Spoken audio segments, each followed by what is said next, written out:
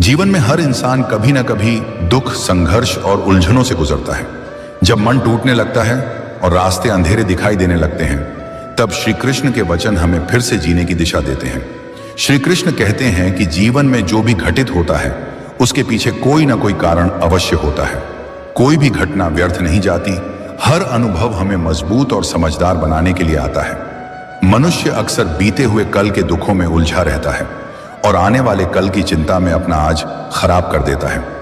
श्री कृष्ण का संदेश है, जो बीत गया उसे स्वीकार करो और जो आने वाला है उस पर भरोसा रखो। वर्तमान में जीना ही सच्चा जीवन है। जो व्यक्ति आज में संतुष्ट रहना सीख लेता है वही वास्तव में सुखी होता है। श्री कृष्ण यह भी समझाते हैं कि कर्म से बड़ा कुछ नहीं। फल की चिंता किए बिना अपना कर्म करना ही सच्ची भक्ति है। जब हम केवल परिणाम के पीछे भागते हैं तब भय और तनाव हमारे जीवन में प्रवेश कर जाते हैं। लेकिन जब हम ईमानदारी से अपना कर्तव्य निभाते हैं तब ईश्वर स्वयं हमारे लिए रास्ते बना देते हैं। जीवन में अपमान, असफलता और धोखा मिलना भी एक शिक्षा है। श्री कृष्ण कहते हैं कि जो तुम्हें तोड़ने आता है वही तुम्हें पहचान भी कराता है। कठिन समय में धैर्य रखना और अपने मूल्यों से समझौता न करना ही सच्चा बल है। समय सदा एक जैसा नहीं रहता। अंधकार के बाद प्रकाश अवश्य आता है। मनुष्य दूसरों से अपेक्षा रखकर दुखी होता है।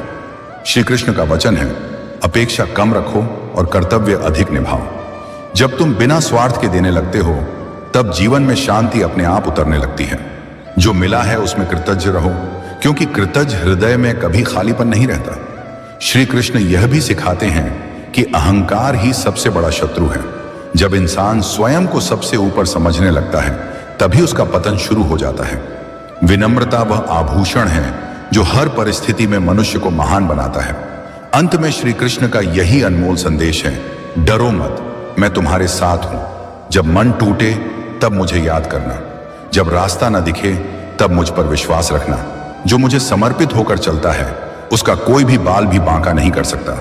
जय श्री कृष्ण।